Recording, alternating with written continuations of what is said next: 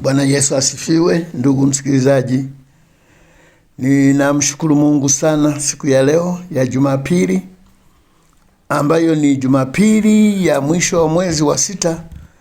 Tena ni Jumapili ambayo tunatimiza nusu ya mwaka wa 2025. Mungu amekuwa mwema kwetu hata kutufikisha sasa, tukiendelea na masomo yetu na kukaribisha na kukualika tena katika jina la Yesu Kristo. Leo nitazungumza kutokana tu na maswali. Siku zilizopita nimefundisha kitabu cha Ufunuo chote, na maswali mengi ambayo yamekuwa yakitokea yanatokana na kitabu cha Ufunuo kwa sababu ya kinavyoeleweka. Watu watakapotambua kwamba kitabu cha Ufunuo sio unabii, hakitabiri mambo yajayo, nadhani maswali mengi yatapungua. Kuna watu wamekuwa wagumu kukubali, lakini hiyo imesababisha Biblia iwe ngumu, kwa sababu Mungu ameiweka Biblia kwa mpango maalum, sio kama unavyotaka wewe au ninavyotaka mimi. Leo nataka nirudie kutokana na maswali kadhaa ambayo nimeyapata, nirudie kukielezea kitabu cha Ufunuo sura ya 12. Nitatumia sura ya 12. Sura ya 12 ya Ufunuo ni sura iliyo na mistari 17. Ina masomo, imegawanyika katika masomo makuu matatu. Ina mafungu matatu: sehemu ya kwanza, ya pili na ya tatu. Sehemu ya kwanza, mstari wa kwanza unasema, na ishara kuu ilionekana mbinguni, mwanamke aliyevikwa jua na mwezi ulikuwa chini ya miguu yake, na juu ya kichwa chake taji ya nyota 12. Naye alikuwa ana mimba, akilia hali ana utungu na kuumwa katika kuzaa. Nisimame hapo nieleze kidogo. Kitabu hiki sio unabii wa mambo yajayo. Sura hii haizungumzi mambo yajayo. Inafunua, kama nilivyosema katika siku zotangulia, kitabu cha Ufunuo tunaposoma tunarudi kwenye rejea za nyuma. Hatuendi mbele, tunarudi nyuma. Sura ya 12 inazungumza habari ya mwanamke aliyevikwa jua na mwezi. Huyu mwanamke aliyevikwa jua na mwezi na nyota 12 ni taifa la Israeli. Ni taifa la Israeli. Amevikwa jua, ndio taifa pekee lililopewa nuru ya Mungu na kumjua Mungu. Ni taifa lililoundwa na kabila 12. Taifa lililokuwa na nuru katika ulimwengu. Linaitwa mwanamke. Iko tofauti ya mke na mwanamke. Kama taifa lilikuwa mwanamke kwa sababu ya yale mahusiano na Mungu, lakini taifa lilipokuwa katika usahihi wa kukaa na Mungu, Mungu aliliita taifa ni mke. Lakini kwa kuasi sheria za Mungu, walipoteza sifa ya kuwa mke, wakaitwa mwanamke. Hili ni taifa la Israeli. Na anasema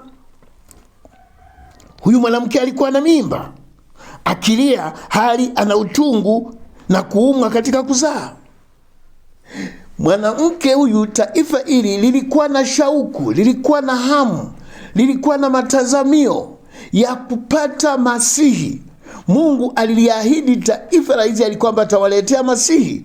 Walikuwa wanasoma Torati, walikuwa wanasoma na kupekua maandiko, walikuwa wanasubiri. Hawakujua huyu Masihi atakujeje, kwa njia gani. Walikuwa na shauku, ilikuwa ni ahadi kwao. Kumbuka, hata wakati alipozaliwa Yesu Kristo, Herode aliwafuata waandishi wa Kiyahudi na kuwauliza, mnavyosoma ninyi Wayahudi, huyu Masihi, huyu mfalme anayekuja atazaliwa wapi? Walimweleza, maana walikuwa na matumaini na matazamio. Hata nikikukumbusha tena siku ambayo Yesu Kristo alikutana na mwanamke Msamaria pale kisimani, yule mwanamke alikuwa na habari ya kuja kwa Masihi. Alimuuliza, au wewe ndio Masihi tunayekusubiri? Ndio wewe? Taifa lilikuwa katika kusubiri, na wengi walisema atakapokuja. Yesu alipotenda mambo makuu, Wayahudi walisema, sasa kama huyu anafanya mambo haya, je, atakapokuja huyo Masihi mambo yatakuwaje? Walikuwa na shauku ya kumngojea Masihi, hawakujua tu atakujeje. Ufunuo unasema taifa lilikuwa na mimba ya kuzaa. Wengine wanamsema huyu ni Mariam. Huyu sio Mariam, hili ni taifa. Aliyekuwa na shauku ya kumngoja Masihi hakuwa Mariam, lilikuwa ni taifa la Israeli, ndio lilikuwa namsubiri. Hiyo ndio inayoitwa mimba katika Ufunuo mstari wa 3. Ikaonekana ishara nyingine mbinguni, na tazama, joka kubwa jekundu alikuwa na vichwa 7 na pembe 10, na juu ya vichwa vyake vilemba 7, na mkia wake wakokota theluthi ya nyota za mbinguni na kuziangusha katika nchi. Na yule joka akasimama mbele ya yule mwanamke aliye tayari kuzaa, ili azapo amle mtoto wake. Hii ishara ya joka mbinguni, mwenye vichwa, mwenye vilemba, mwenye pembe. Vichwa ni ufalme, ni falme. Kichwa kinaonyesha ufalme. Pembe ni yale mamlaka, inazungumzia juu ya mamlaka yake. Vilemba ni zile mapambo yake, sifa zake, mambo yake anayoyafanya duniani. Anaweza nasema na mkia wake wakukota theluthi ya nyota za mbinguni. Mkia manake anao wafuasi wanaomfuata, anawageuza watu wa Mungu wamfuate yeye. Kumfuata shetani ni kukokotwa na mkia wa shetani, ni kumfuata shetani. Hii ni sifa ya shetani, wala sio kitendo. Wengine wanadai kwamba shetani, maandiko haya yanazungumzia shetani alivyotupwa kutoka mbinguni na kushuka na malaika duniani. Hapana. Shetani sifa yake ni anapewa hapa sifa zake sifa yake moja ni kuwakokota watu, kuwalazimisha watu wamfuate nyuma. Mkia wake unawakokota watu. Nyota za mbinguni manake ni watu hata wa Mungu. Shetani anataka kuwakokota, anataka kuwachukua. Nataka nikwambie, Biblia inatumia sana sifa kumwelezea. Hapa amempa sifa nyingi sana shetani. Naweza nikakuonyesha hata Yesu katika kumwelezea anapewa sifa nyingi, hamtaji jina moja kwa moja. Naweza nikakupa mifano kadhaa. Yesu anaambiwa, tunamwambia kwa mfano Ufunuo sura ya pili,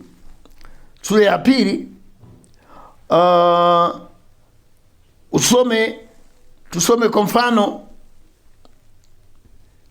mstari wa 18, sura ya pili.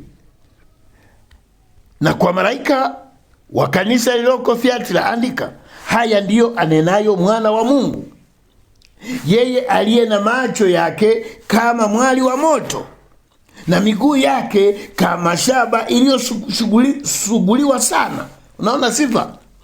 Mstari wa 12, na kwa malaika wa kanisa lililoko Pergamo andika, haya ndio anenaye yeye aliye na huo upanga mkali wenye makali kuwili.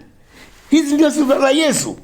Mstari wa 8, haya ndio anenayo yeye aliye wa kwanza na wa mwisho, aliyekuwa amekufa kisha akawa hai. Anapewa sifa zake, anatambulishwa kwa sifa. Ukienda sura ya 3 ile sura ya 3 ni kusomea tu machache alafu tuachane. Katika mstari wa 7 anaambiwa nini? Anasifiwaje huyu Yesu? Haya, anasema haya ndio anenayo yeye aliye mtakatifu, aliye wa kweli, aliye na ufunguo wa Daudi, yeye mwenye kufungua wala hapana fungaye, naye afunga wala hapana afungwaye. Huyu ndiye Yesu anasifiwa. Na shetani hivyo hivyo anaposema, katika shetani tunamuona anasema na tazama joka kubwa jekundu, alikuwa na vichwa 7, pembe 10 na juu ya kichwa chake, alafu vilemba 7, na mkia wake wakokota theluthi ya nyota za mbinguni na kuziangusha katika nchi. Watu wanasema alikuwa na aliwakokota malaika kutoka mbinguni akaja nao duniani. Sio kweli. Anatambulishwa kwa kazi zake anazozifanya. Huyu ni shetani. Mstari wa 5, ule mstari wa 4 anasema yule joka alisimama mbele ya yule mwanamke aliye tayari kuzaa, ili azapo amle mtoto wake. Shetani alikuwa amejipanga huyu mwanamke Israeli itakapomzaa mwana, yule shetani, yule joka amle huyo mtoto. Ni vipi? Anaelezea habari wakati Yesu anazaliwa. Herode alipata fadhaa kubwa ya kutaka kumwangamiza Yesu. Alifanya kila njia namna ya kumwangamiza Yesu, namna ya kumuua Yesu. Mnafahamu habari hii? Ilikuwa ni kazi ya shetani, anataka kumuua mtoto aliyezaliwa. Alijipanga, alijiandaa. Huyu ndiye joka. Mstari wa 5, naye akazaa mtoto mwanaume, yeye atakaye wachunga mataifa yote kwa fimbo ya chuma. Anaeleza huyu mwanamke alifanikiwa kuzaa, taifa lilizaa. Yule Yesu alizaliwa kwao. Huyu aliyezaliwa ni yule atakaye kuwa mfalme wa mataifa, atakaye chunga mataifa. Anapewa sifa zake Yesu huyu atakayezaliwa. Anamalizia anasema na mtoto wake akanyakuliwa hata kwa Mungu. Hapa ndipo watu wanapochanganyikiwa. Anatangulia kueleza kitu ambacho cha mbele kuliko cha nyuma, lakini alikuwa anaelezea. Kumbuka Yohana anaeleza mambo haya wakati tayari yalishafanyika. Anaeleza mambo ya nyuma, kwamba Yesu alizaliwa na joka alimtafuta kumuula, lakini aliyezaliwa alikuwa ni mfalme wa kuchunga mataifa, ambaye tayari alikuwa ameshanyakuliwa kwenda kwa Bwana mbinguni, amenyakuliwa, amepaa. Anaeleza vitu vilivyotokea tayari, sio vitakavyokuja.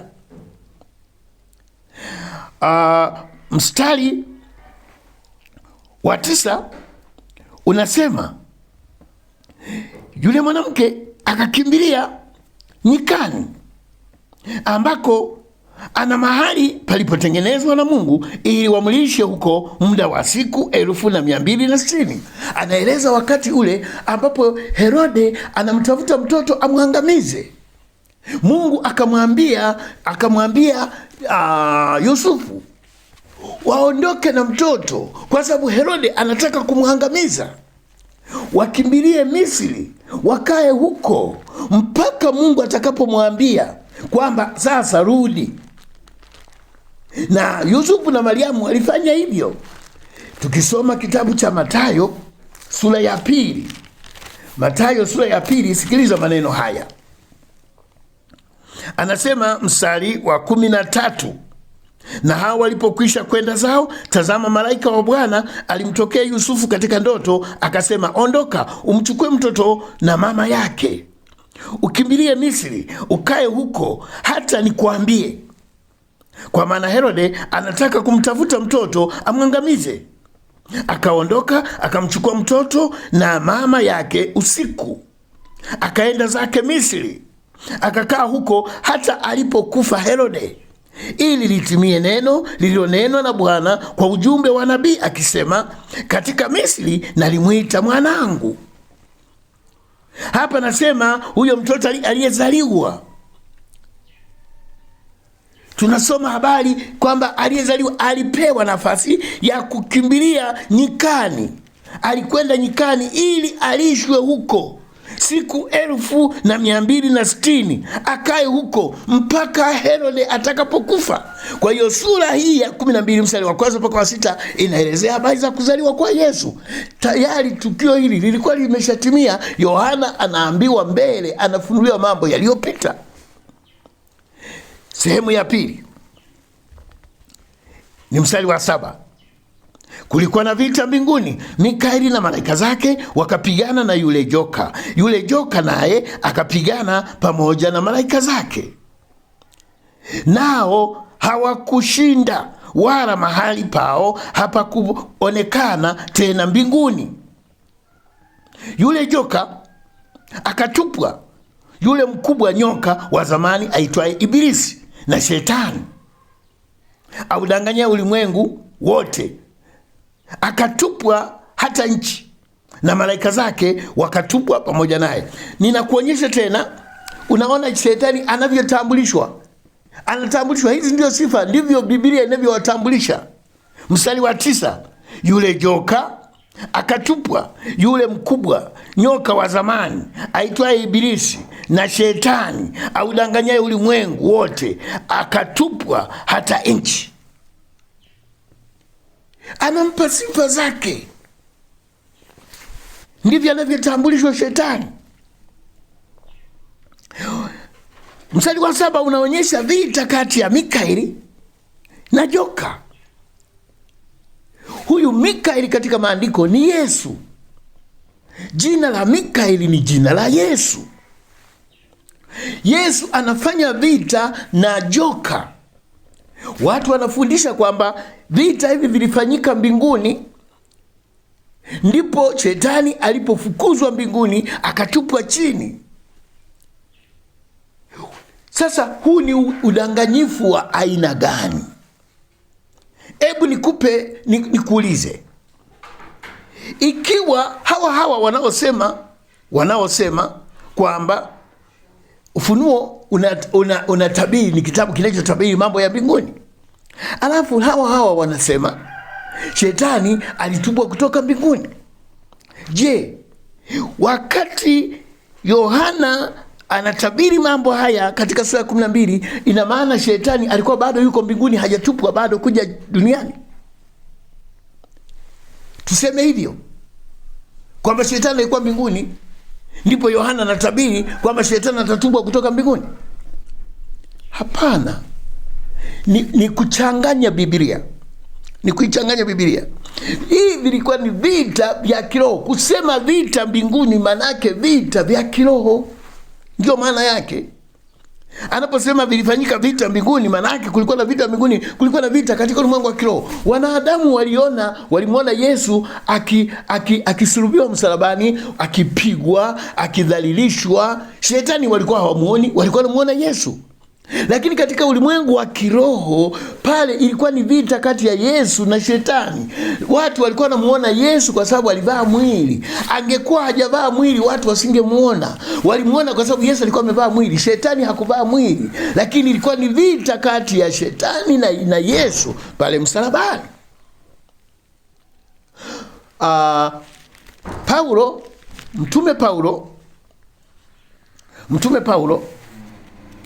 Mtume Paulo alipewa maono, alipewa ufunuo mkubwa sana kuelezea jambo hili. Hebu nikuonyeshe kidogo katika Kolosai 2 ule mstari wa 13. Wa Kolosai 2 mstari wa 13, Paulo alipewa ufunuo mkubwa sana kuelezea jambo hili. Anasema mstari wa 13, na ninyi mlipokuwa mmekufa kwa sababu ya makosa yenu na kutokutahiriwa kwa mwili wenu, aliwafanya hai pamoja naye. Angalia kazi aliyozifanya Yesu pale msalabani. Akisha kutusamea makosa yote. 14, akisha kuifuta ile hati iliyoandikwa ya kutushitaki kwa hukumu zake. Aliifuta wapi? Pale msalabani, iliyokuwa na uadui kwetu. Akaiondoa isiwepo tena, akaigongomea msalabani. Unaona kazi aliyokuwa nayo Yesu pale msalabani. Wakati wanamsulubisha yeye, alikuwa anafuta hati ya mashtaka, aliigongomea, maana yake aliisulubisha pale msalabani. Na alipofanya hivyo, mstari wa 15, akisha kuzivua enzi, maana yake akisha kuharibu ufalme wake, ufalme wa shetani akauharibu. Ndio tafsiri ya kuvua enzi, aliziharibu mamlaka ya shetani. Alipofanya hivyo, anasema na kuzifanya kuwa mkogo. Manake aliona fahari. Tunasema mkogo ni kama malingo. Alipomaliza hiyo kazi, Yesu akalinga, akafanya mkogo, yani kuonyesha ushindi wa kumshinda shetani pale msalabani. Alafu baada ya hapo akashangilia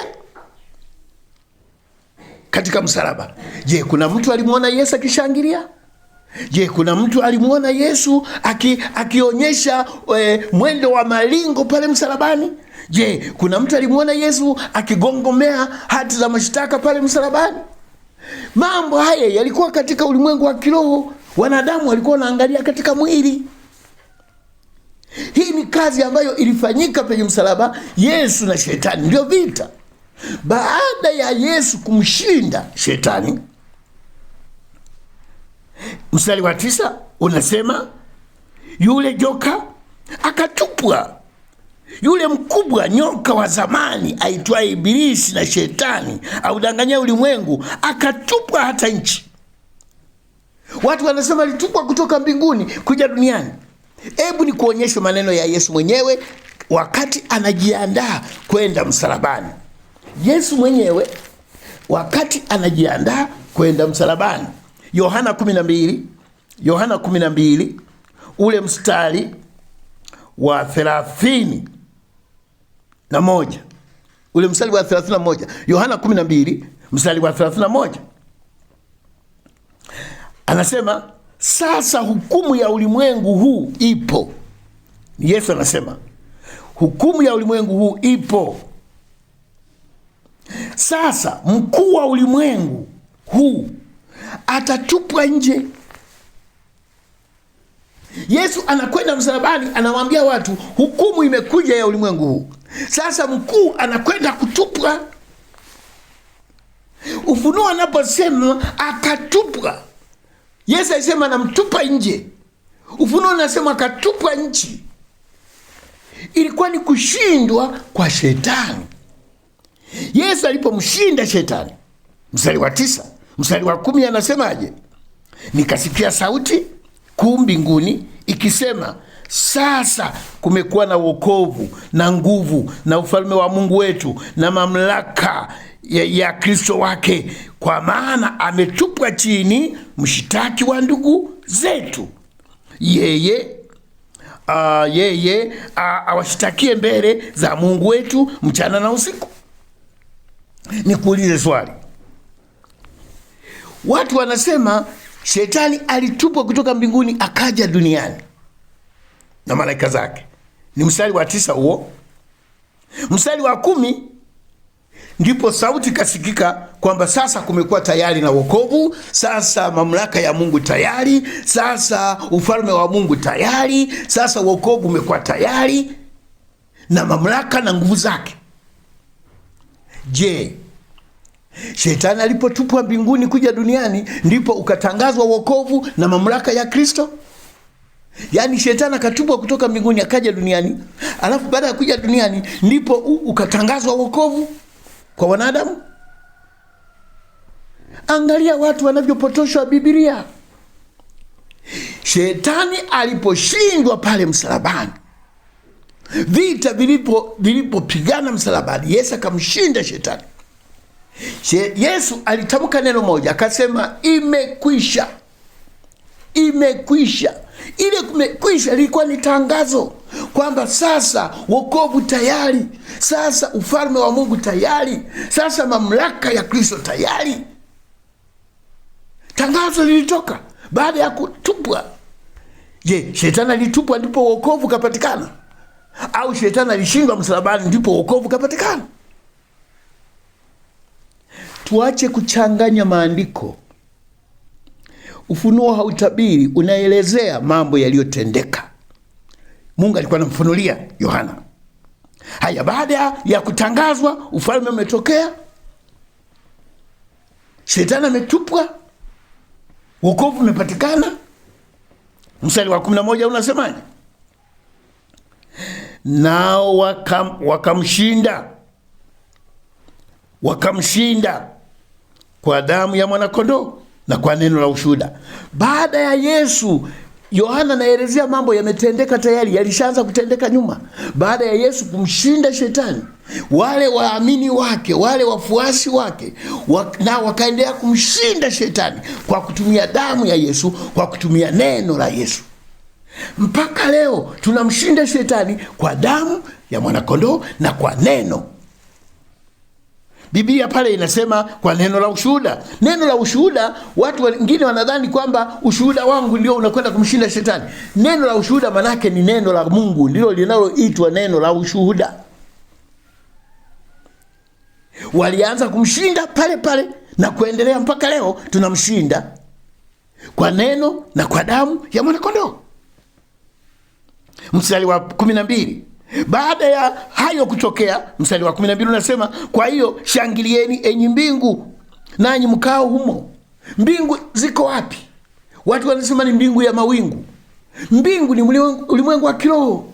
Anasema shangilieni mbingu na ninyi mnaokaa humo ndani ya mbingu. Wanaokaa ndani ya mbingu ni nani? Ni waamini, ni Wakristo, ni watakatifu. Washangilie kwa sababu shetani ameshindwa. Sisi ndio kazi yetu, tunashangilia kwa sababu shetani ameshindwa. Sisi tunakaa katika mbingu za Mungu za kiroho. Na anasema ole wa nchi na bahari. Nchi na bahari ni kitu kimoja. Nchi inawakilishwa kama bahari. Bahari ni ulimwengu. Ole ni kwa ulimwengu ambao wamebaki katika ulimwengu, maana sisi tumehamishwa, tumeingizwa katika mbingu, katika ulimwengu wa kiroho. Tumehamishwa, tuko ulimwengu mwingine. Waliosalia katika nchi na bahari ni ole kwao, kwa sababu shetani ana hasira juu ya ulimwengu. Kwa hiyo ukienda kwa kanuni ya mtiririko, fungu la kwanza linazungumzia kuzaliwa, fungu la pili linazungumzia kifo. Hakuna huduma, hajaeleza pale huduma. Kifo, kuna kuzaliwa, alafu vita vya msalaba. Huduma hajaielezea sura ya 12. Tunaingia fungu la tatu. Fungu la tatu linaloanzia mstari wa 13.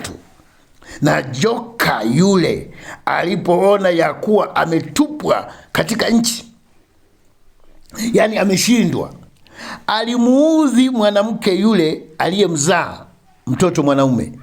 Tumeona pale nyuma, mwanamke aliyemzaa mtoto mwanaume ni taifa la Israeli, ndiye alinaitwa mwanamke aliyemzaa mtoto. Alipoona ameshindwa na Yesu, shetani ameshindwa na Yesu, hasira zake zikahamia kwa taifa la Israeli, kwa mwanamke. Akaanza kumuudhi yule mwanamke. Mstari wa 14, mwanamke yule akapewa mabawa mawili ya tai yule mkubwa, ili aruke aende zake nyikani, hata mahali pake hapo aliishwapo kwa wakati na nyakati na nusu ya wakati, mbali na nyoka huyo. Taifa la Kirumi lilianza kuwasumbua Wayahudi, na vita vilitokea katika Uyahudi. Walipigwa kama Yesu alivyosema, baada ya kuondoka kwangu mji huu utahusuliwa na kubomolewa, lisisalie jiwe juu ya jiwe. Yalitokea mwaka 70 AD baada ya Kristo kuondoka. Taifa la Israeli lilipigwa, waliuawa watu wengi, na wengi waliosalia walikimbia na kwenda mataifa mengine kuwa wakimbizi na kuiacha nchi yao Israeli, wakaiacha kwa sababu Rumi ilikusudia kuwamaliza kabisa, kuwaua. Maana shetani ana hasira, ameingia kwa ufalme wa Rumi ili awaangamize. Maana hasira za kushindwa na shetani sasa zimehamia kwa mwanamke. Yule mwanamke ambaye ni taifa la Israeli akapewa mabawa, akakimbia na kukimbilia mataifa mengine ili kujisalimisha. Mstari wa 15 unasema, nyoka akatoa katika kinywa chake nyuma ya huyo mwanamke maji kama mto, amfanye kuchukuliwa na mto ule. Inchi ikamsaidia mwanamke, inchi ikafunua kinywa chake, ikaumeza mto ule aliyoutoa yule joka katika kinywa chake. Hasira za nyoka ilikuwa ni kumwangamiza mwanamke, kuliangamiza taifa la Israeli. Alitengeneza mafuriko kutoka kwenye kinywa chake ili taifa lichukuliwe na mafuriko ya mto. Anasema inchi ikaumeza ule mto, yaani inchi ikamsaidia mwanamke, ikampokea mwanamke, ikawahifadhi kama wakimbizi, ikawa imemeza mto, imemeza mafuriko ya yule joka aliyotaka kuangamiza wana wa Israeli. Unaona? Mstari wa 17, joka akamkasirikia yule mwanamke, akaona na mwanamke, Yesu amenishinda msalabani, hasira zimehamia kwa mwanamke, kwa taifa la Israeli, nalo limenishinda, limekimbilia, limepokelewa na mataifa mengine kwa wakimbizi na kwa hifadhi. Sasa hasira zake zikawa zinakwenda wapi? Anasema akamkasirikia yule mwanamke, lakini amekwenda, amemshinda, akaenda zake afanye vita na wazao, juu ya wazao wake waliosalia. Alipoona mwanamke amemshinda, taifa limemkimbia, sasa hasira zikahamia kwa wazao waliosalia. Wazao waliosalia ni watu gani ambao sasa hasira zake ndiko zinaelekea? Anatufafanulia pale, waliosalia wale wazishikao amri za Mungu na kuwa na ushuhuda wa Yesu.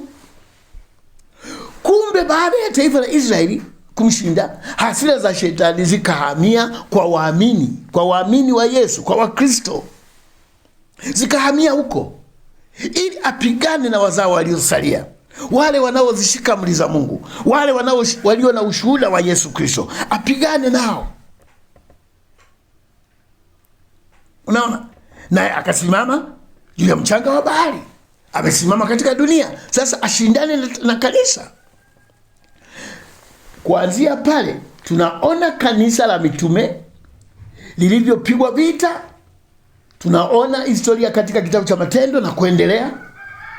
Kanisa limepita katika mapito makubwa, likipigwa, wakiuawa. Mitume karibu wote waliuawa, sio kwa vifo vya kawaida, kwa kuuawa. Na Wakristo wengi waliteswa, na katika kuteswa kwa Wakristo ndipo injili ilikuwa wakati wanakimbia na kusambaa, ndipo injili ikawa inaendelea na kuwaka moto na kuingia katika mataifa mengine. Ukisoma kitabu cha Waebrania, kitabu cha Yakobo, kitabu cha Petro, unaona maelezo ya Wakristo walivyopita katika shida kubwa ya mateso ya imani yao, ili shetani awatese, awaharibu. Lakini Yesu alisimama pamoja na kanisa. Ni unabii wa Zakaria, anasema miguu ya Bwana itasimama juu ya mlima wa Mizeituni, na ule mlima utapasuka. Wakati wanalitaka kuliua kanisa, miguu ya Yesu ilisimama juu ya kanisa, kanisa likapasuka. Kupasuka manake kutawanyika, likaenea dunia yote. Kinyume cha kuliua, likaenea dunia yote. Kwa hiyo hizo hasira za shetani za kupigana na wazao waliosalia wanaozishika amri za Mungu, hiyo vita haijaisha mpaka leo. Kanisa linapigana na shetani, kanisa linapigana na nguvu za giza na hila za shetani. Ndio maana Wakristo wanaambiwa kuwa macho, kukesha, kumpenda Mungu, kumtafuta Mungu, kupata hekima ya Mungu. Tunaishi katika ulimwengu ambao umechafuliwa na Ibilisi ili atuharibu, maana hasira ziko kwa kanisa, kwa wazao waliosalia, wanaozishika amri za Mungu, walio na ushuhuda wa Yesu. Ni vita vinavyoendelea leo. Watu wanatabiri, wanazungumza juu ya maandiko haya, wanasema eti mambo haya yako mbinguni. Wakati vita vinaendelea sasa, watu wanasema yako mbinguni. Wanasema Yohana alikuwa anatabiri mambo ya mbinguni. Na kuambia hapana, ndugu yangu, Ni shetani anawatumia watu kupotosha maandiko ili kanisa lizidi kulala usingizi. Shetani anawatumia hata wahubiri kufundisha mambo yasiyo kweli ili kanisa libaki kukaa katika usingizi. Tuko katika vita vya shetani. Hasira za shetani ziko juu ya kanisa. Shetani akikuonyesha mambo mazuri, usifikiri ana nia nzuri na wewe, anataka kukumaliza.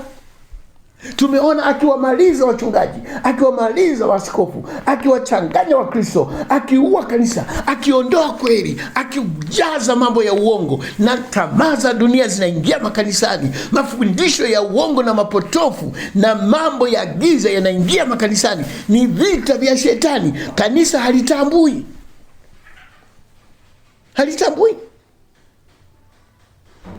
Vita vinaendelea. Nimejaribu kuelezea sura hii ya 12 uone inatabiri mambo yajayo au ni mambo yaliyopita. Je, shetani alitupwa kutoka mbinguni alafu katangazwa wokovu baada ya kutupwa duniani, au ni shetani alishindwa msalabani ndipo ukatangazwa wokovu? Je, shetani alitoka na theluthi ya malaika kutoka mbinguni akaja nao duniani? Unasoma wapi mambo haya? Kama ni andiko hili, huwezi kunishawishi kwamba andiko hili linakuthibitishia kwamba Yesu alitoka na malaika mbinguni. Ni akili yako. Hakuna kitu kama hicho. Sifa ya shetani ni kukokota watu wa Mungu awapoteze. Hata leo shetani mkia wake unakokota Wakristo wengi, unawakokota watumishi wa Mungu wengi ili uwapoteze. Watu wanabaki kushangilia kwamba alikokota malaika kutoka mbinguni akaja nao duniani. Anakukokota wewe, anataka kukokote wewe, akupoteze wewe, maana ndiyo tabia yake. Na unajua mkia haui mbele, mkia unakuwa nyuma. Wewe unayemfuata shetani umekamatwa na mkia wa njoka. Mungu atusaidie tulielewe neno la Mungu. Tusichanganye mambo. Tusipeane matumaini yasiyokuwepo. Yesu hakosei. Yesu anataka kututunza, kutusaidia. Ufunuo una mambo mengi ambayo unataka kanisa lijue, lakini wamekataa kujua. Wanasema yako mbinguni, watayakuta mbinguni. Na kuambia kwa jina la Bwana, hutayakuta mbinguni. Usipoelewa maneno haya, umepotea. Watu wanasema, Biblia inasema kitabu cha Ufunuo ukiondoa neno moja na wewe utaondolewa, usikipunguza neno moja. Watu wengi wameondoa mambo ya Biblia, kuyakataa mafundisho yaliyomo ndani ya Ufunuo. Wameshaondoa. Hayafundishwi makanisani mambo yaliyomo ndani ya kitabu cha Ufunuo, bali kinyume chake yanafundishwa eti watayakuta mbinguni. Kwa hiyo kanisa limebaki katika usingizi. Mungu atusaidie sana. Namshukuru Mungu kunipa nafasi ya leo. Nimefanya limarudio tu kuelezea kitabu hiki. Huko nyuma nimekielezea sana. Nadhani itakuwa ni mara labda ya 3. Na maswali mengi yanakuja kwa sababu watu wengi wanatumia sura hii ya Ufunuo 12 kuelezea shetani alivyotupwa mbinguni. Na sura hii ya 12 inaelezea maisha yatakayokuta mbinguni. Mambo ya ajabu. Mungu akusaidie ndugu msikilizaji. Fuatilia. Kuna watu wengine wanatoa komenti zao za matusi, za kutukana, na kila anayetukana anapinga kwa kutukana, maana yake hana hoja. Wengine wanasema Dr. kasome upya Biblia, huijui, lakini hawana hoja. Hao hawanitishi. Wote wasio na hoja wana matusi, wana dharau, hawana hoja. Maana yake wameshindwa hata kabla shetani mwenyewe hajawashinda, wameshindwa wenyewe. Mungu atusaidie. Ukipokea maneno ya Mungu, hata kama hukubaliani nayo, kabla hujapinga, fuatilia. Angalia ukweli uko wapi, uongo uko wapi. Usikatae tu.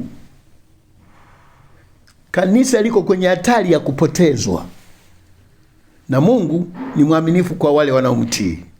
Mungu akubariki sana. Sasa nikupe mawasiliano. Leo nitakutajia namba kama 3 za mawasiliano.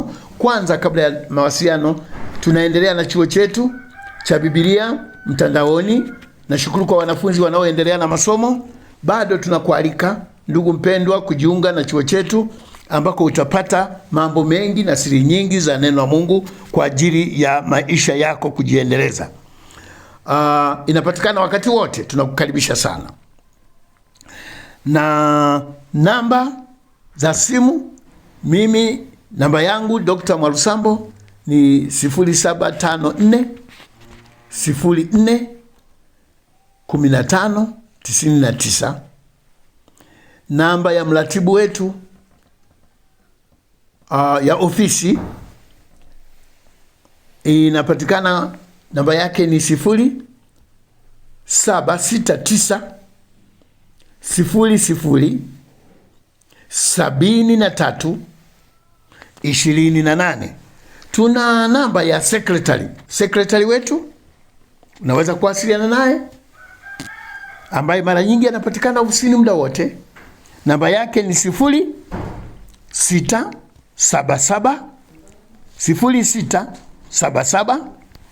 88 0199.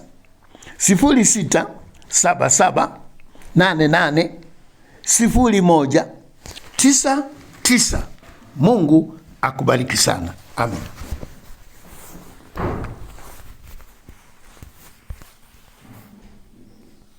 Vipi, unatamani kukua katika neno la Mungu? Unataka kujifunza neno la Mungu kwa kina ukiwa nyumbani kwako tu? Sasa ni wakati wako. Kingdom Truth Bible College KTBC inakuletea masomo ya Biblia kwa njia ya mtandao kupitia simu yako tu. Jifunze neno la Mungu na uimarike kiroho popote pale ulipo duniani. Ni rahisi sana. Kikubwa uwe na akili timamu, ujue kusoma na kuandika, na uwe na hamu ya dhati ya kujifunza Biblia. Tuna walimu waliobobea na wenye uzoefu mkubwa kufundisha biblical theology, na utajifunza kozi zaidi ya 24 zitakazo kubadilisha kimwili na kiroho. Kujiunga, tuma neno usajili kwenda namba 0741996990. Mara baada ya hapo utapokea maelekezo rahisi tu ya namna kujiunga, ama tembelea www.ktbc.ac.tz na utachukua fomu yako kwa shilingi 10,000 tu ama $15. Tupigie simu au kwa WhatsApp namba 0769007328. Kuwa sehemu ya kizazi kilichojengeka kiroho na kimwili kwa ufanisi wa hali ya juu kupitia Kingdom Truth Bible College KTBC. Blessed.